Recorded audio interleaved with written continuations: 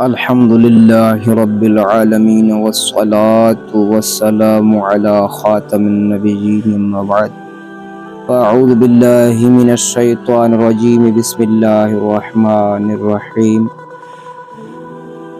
کروڑوں درود و سلام نبی آخر الزمان صلی اللہ تعالی علیہ وسلم پر جو تمام جہانوں کے لیے رحمت للعالمین ہے۔ اللہ پاک کے نام سے شروع جو بڑا مہربان نہایت رحم والا ہے۔ محترم ناظرین کرام، یہ سچ ہے کہ جو اللہ تبارک و تعالیٰ کا ہوتا ہے اللہ پاک اس کا ہوتا ہے۔ آج ہم اسی طرح کے واقعے کے ساتھ آپ کی خدمت میں حاضر ہیں۔ دعا ہے خالق کائنات سے اللہ تبارک و تعالیٰ تمام ناظرین کرام کو خوش و آباد رکھے، دین و دنیا کی خوشیاں نصیب فرمائے، اور اللہ تبارک و تعالیٰ ہم سب کی ایمان کی حفاظت فرمائے۔ محترم ناظرین کرام، یہ واقعہ کچھ اس طرح ہے۔ ابراہیم بن شعیب رحمۃ اللہ تعالی علیہ سے مروی ہے، فرماتے ہیں کہ ہم جمعہ کے دن بعد نماز کی مجلس کیا کرتے تھے۔ ایک شخص صرف ایک کپڑے میں لپٹا ہوا ہماری مجلس میں آ بیٹھا اور ایک سوال کیا۔ ہم لوگ مجلس کے برخاست ہونے تک مسائل فقہ میں گفتگو کرتے رہے۔ پھر وہ شخص دوسرے جمعے کو آیا تو ہم نے اسے جواب دیا اور اس کا مقام اور اس کی حالت دریافت کی۔ اس نے اپنا پتہ بتایا، پھر ہم نے اس کی کنیت پوچھی۔ اس نے کہا ابو عبداللہ۔ ہم اس کی ہم نشینی سے بہت خوش ہوئے۔ ایک مدت تک وہ ہمارے پاس اسی طرح آتا جاتا رہا، پھر اس کا آنا موقوف ہو گیا۔ ایک بار ہم اس کی ملاقات کے ارادے سے اس بستی میں گئے اور اس کے بارے میں دریافت کیا۔ لوگوں نے کہا کہ ابو عبداللہ زیاد ہیں، اس وقت شکار کو گئے ہیں، ابھی آتے ہوں گے۔ ہم انتظار میں بیٹھے تھے کہ وہ سامنے سے آئے، اور حال یہ تھا کہ ایک ٹکڑے کپڑے کی لنگی اور ایک ٹکڑے کی چادر بنائے ہوئے تھے۔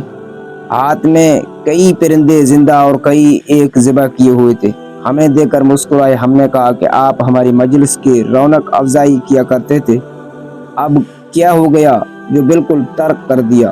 کہا کیا سچ کہہ دوں، میرا ایک ہمسایہ تھا، اس سے کپڑے لے کر وہ پہن کر تمہارے یہاں آتا تھا، اب وہ شخص سفر کو گیا ہے۔ پھر کہا تم میرے گھر چل کر رزق اللہ تناول کرو گے۔ ہم ان کے مکان پر پہنچ کر بیٹھے اور اپنی بیوی کو ذبح کیے ہوئے پرندے پکانے کے لیے سپرد کیے، اور زندے کو لے کر بازار گئے اور انہیں بیچ کر روٹیاں خرید لائے۔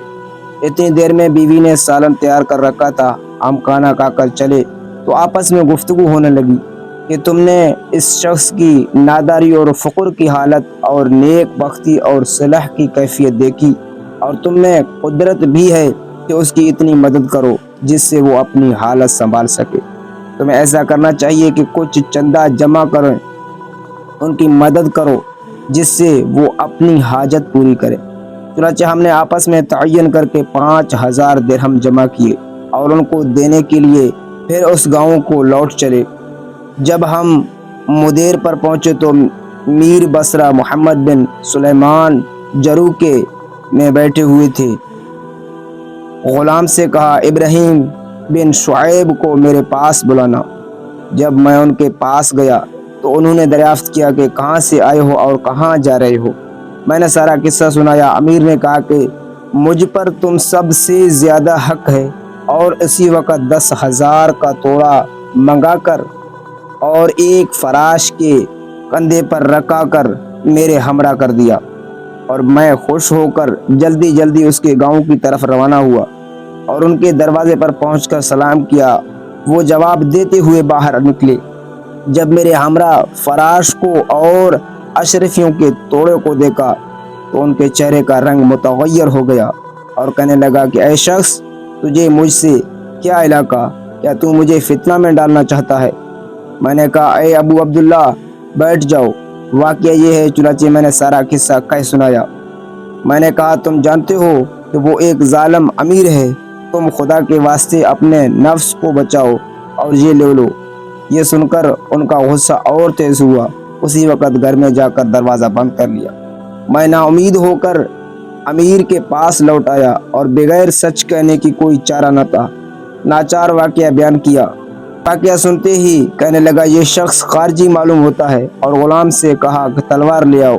جب وہ لے آیا تو میرے ساتھ کر دیا اور کہا ان کا سر قلم کر کے لاؤ۔ میں نے کہا خدا امیر کو سلامت رکھے، اس شخص کے معاملے میں خدا سے ڈر، ہم نے اس کو دیکھا ہے، وہ خارجی نہیں، میں انہی کو تمہارے پاس بلاتا ہوں۔ راوی کہتے ہیں کہ میرا مقصود ان کو اس سے بچانا تھا۔ اس پر امیر کو اطمینان ہوا اور میں روانہ ہو کر ان کے دروازے پر پہنچا اور سلام کیا تو اس کی بیوی روتا ہوا باہر آیا اور کہنے لگی کچھ خبر بھی ہے کہ تمہارے عبداللہ کا کیا قصہ ہوا؟ میں نے کہا کہ ان کا کیا حال ہے؟ کہا انہوں نے گھر میں جا کر جو کچھ ان کے پاس تھا رکھ دیا اور وضو کر کے نماز پڑھی، اور میں نے انہیں یہ دعا کرتے ہوئے سنا کہ اے اللہ مجھے اپنے پاس بلا لے اور فتنہ میں نہ ڈال۔ یہ کہتے ہوئے لمبے لیٹ گئے۔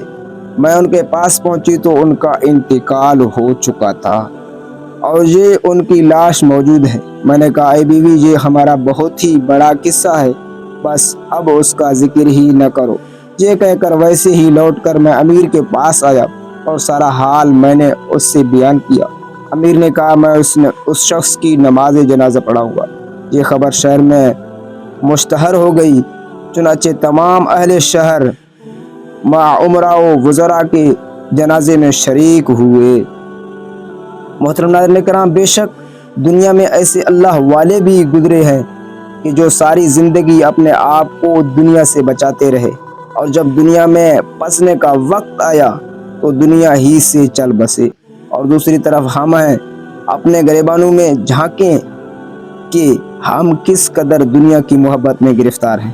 اللہ تعالی ہم سب کو اس واقعے سے سبق حاصل کر کے آخرت کی تیاری کی توفیق عطا فرمائے، آمین بجاہ خاتم النبیین۔ محترم ناظرین کرام، مزید ملتے ہیں ایک نئے دلچسپ سٹوری کے ساتھ، تب تک کے لیے اللہ حافظ۔ اللہ پاک آپ کا حامی ناصر ہو، اپنا خیال رکھیے، والسلام۔